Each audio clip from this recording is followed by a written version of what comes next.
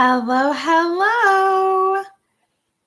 Yay. Okay. I just wanted to make sure I was live and with you all today. Perfect. Yes, I can see myself. Yay. Hi. Welcome back to our series on breaking the cycle of reactive parenting. So in this series, you're going to learn the exact steps that you got to take to minimize those reactions that you swore you'd stop, but nothing seems to help consistently, right? You're like, I'm never going to do that again. I'm going to stop yelling. I'm going to stop this. I'm going to stop that. And then there you go, right again. It's back. Now, in our last session, we used the first step of my reverse reaction framework to meet this goal. The first step being recognize your triggers. We learned that recognizing what you're really reacting to is the first step that is often missed when we're trying to react less. The problem with this is when we fail to take that first step, the tools that we use to willpower our way through, like take deep breaths, put Post-it notes all over your mirror and your kid, right? Like all of that, they don't work consistently. Have you noticed this? Have you tried to use a whole lot of tools and find that they just don't work as consistently as you like? And it's really annoying because you get really excited. You're like, I'm doing it. And then you're not doing it. Well, that's likely because you may be aiming a perfectly fine tool at the wrong target.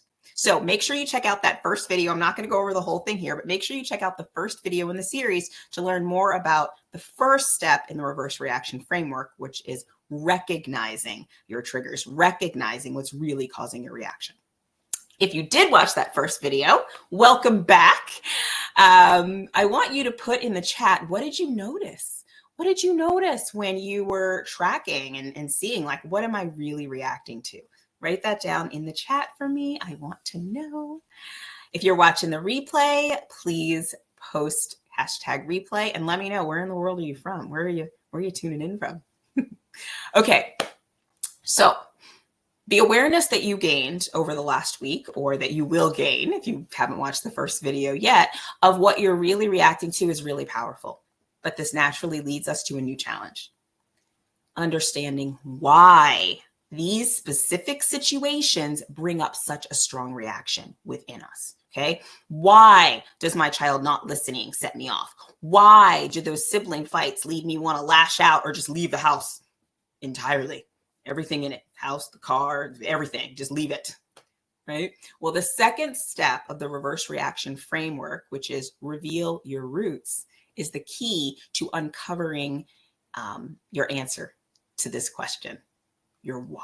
Why do I do this? Why can't I stop? Why do I keep doing this? Okay. Now, before I dive into that, for those of you who don't know me, hello, I am Dr. Lynyetta Willis, psychologist and family coach. I help high-achieving, frustrated families break free from what I like to call stable misery in their parenting and their partnership. My ultimate goal with these families is to help couples feel excited to grow old together and make sure that those kids want to come home and visit you when they're older. Okay. So in this video, I'm going to talk about the 3 roots that explain the why behind our reactions. Now, understanding these roots is essential because they're often hiding the fire that's really sparking our reactions. And the quick fixes won't work consistently if you don't get down to the root of what's causing your reactive behaviors in the first place. It's like a weed. When you want to pull up a weed, you got to get down to the root. If you don't get that root up, the weed's just going to grow back. And that's why your reactions consistently grow back. All right. Now, the 3 roots that lead to your reactions are, you ready? The first one is unmet needs. Number 2, unhonored stressors. And 3, unhealed pain. Those are the 3 roots that often lead to our reactions. Unmet needs, unhonored stressors, and unhealed pain. Now, I'm going to help you understand these roots on a deeper level by using last week's examples as a guide. All right. So last week I shared a personal experience about my daughter. I thought I was reacting to her snarky comments that she would make to me. Do you have any kids with snarky comments? Can you drop an emoji in the chat if I'm not alone? Gotta love those snarky comments. Ugh. And those are the comments that if I said when I was a kid, yeah, we won't even go to what would have happened. But yeah, anyway, let me get back on track. So I thought I was reacting to her snarky comments, but by tracking my triggers, what I recognized, first step of the reverse reaction framework, was that what was really setting me off was my husband's little side comments about how our daughter needed to change. We got to get her under control or else she's never going to get a job. She's never going to have friends. She's going to be living in our basement forever and nobody's going to like her. Like, I'm not kidding. Just like, right? So here I am thinking, oh, I need to deal with my reaction to her snarky comments. And I would do different things to change her or calm my reactions towards her. And they did very little because I was dealing with the wrong trigger. Okay, so that was that first week. That's what I shared last week. Once I recognized the real trigger that I was reacting to, now we got a ball game.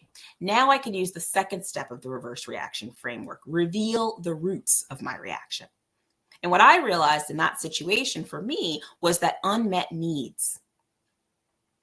Okay, unmet needs. Remember, unmet needs, unhonored stressors, and unhealed pain. Those are the three common roots that lead to our reactions. In my case, it was the unmet needs.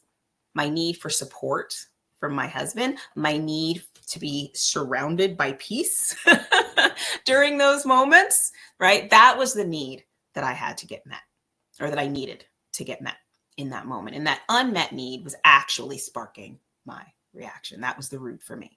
Last week, I also told you about a dad who's in my Trigger to Transform parent coaching program who believed that his trigger was his kids' slow movements in the morning.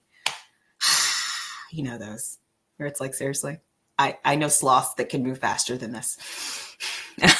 Right? So that's what he thought. It was like the morning routine. They're so slow. But when he dove deeper, he recognized, right, that he only really felt reactive on mornings when he had a morning meeting at work.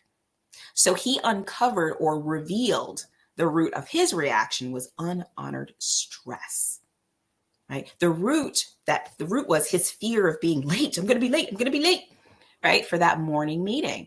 That was really what was at the root of his reaction. Not necessarily the kids were slow, because they're slow on Monday and he was able to deal. He was able to, he had the capacity to handle and not react. But on Wednesday, a 9:00 morning meeting, right? And finally, the mom from my program that I told you about last week, who believed she was triggered by her son's flippant attitude towards his messy room, right? When she dug deeper, she recognized it was the messy room itself, not necessarily her son's attitude towards it, that was triggering her reaction. Even when I gave the example of we were in a group call and I had her close her eyes and just imagine her room, imagine the messy room. And she was like, yep, that's it. Just imagining it. Just that's all she had to do. Son wasn't even in the image in her head, just imagining it, right? She would notice a profound discomfort in her body. This lack of control, lack of safety would rise up within her. And when she dug deeper to find that root, what was revealed to her was that her reaction was rooted in unhealed pain from her childhood. You see, growing up, her militant dad would yell while making she and her siblings re-clean the entire house for hours if he found even one room out of line. So her son's messy room led parts of her to feel unsafe and out of control. Now, her son's flippant attitude didn't help, because what she said was, when she really tapped into this, she could really hear parts of herself going, don't you understand the consequences of this mess? Do you know how much trouble we're going to get into? Come on. Which actually reminded her of her brother, who sometimes took that attitude, like, whatever, it's not a big deal. And she was like, do we have the same dad? Do we live in the same house? Right? Unhealed pain can make parts of us overly sensitive to anything that reminds us of uncomfortable feelings.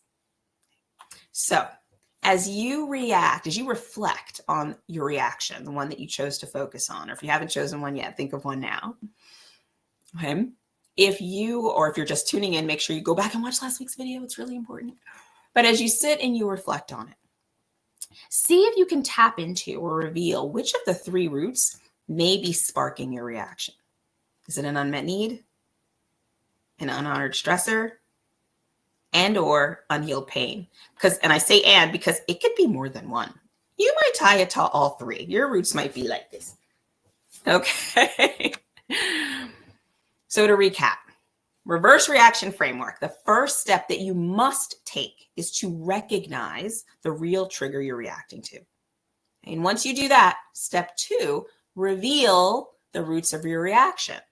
Is your reaction due to an unmet need, an unhonored stressor, or unhealed pain?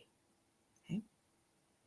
So as you know, this is a 3-part framework. And I'm sure you're asking the question, okay, all this insight is great. I am totally down for the self-awareness, Dr. L, all right? But I need to know, how the heck do I do something about it? How do I transform it into something healthier?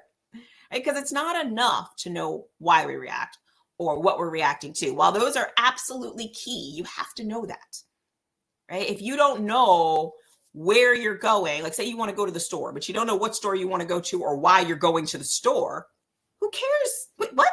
Like, it's not going to matter whether or not you get there, right? Like if you finally do make it to a store, it's not going to matter because you don't know why you got there, or you just might be driving around for hours if you have no idea where you're going. So the where and the why, or the what and the why, are super important. We have to nail those.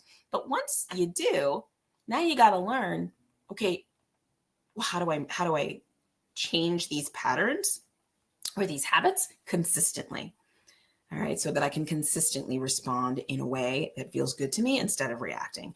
And this leads us to our next and final session, where we're going to explore how we can use insight into our roots, unmet needs, unhonored stressors, and unhealed pain to fundamentally transform our parenting journey. So make sure you come back next week, where we're going to dive into some practical steps that you need to take to make that change last.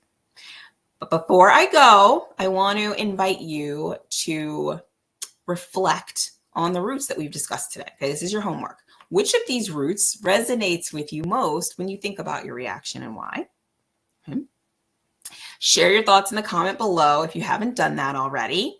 And if you want the notes from today's session, because I always write notes. So if you want a copy of my notes, I'm going to make them pretty. Just write notes in the comment. Though I'm not going to do it if nobody writes notes. Doesn't make sense, right? So if you want me to make them pretty and send them to you, DM them to you, please write notes in the comments and I will do that. All right. That is it for today. I'm not going to keep you long. I don't like doing that, but I will see you next time.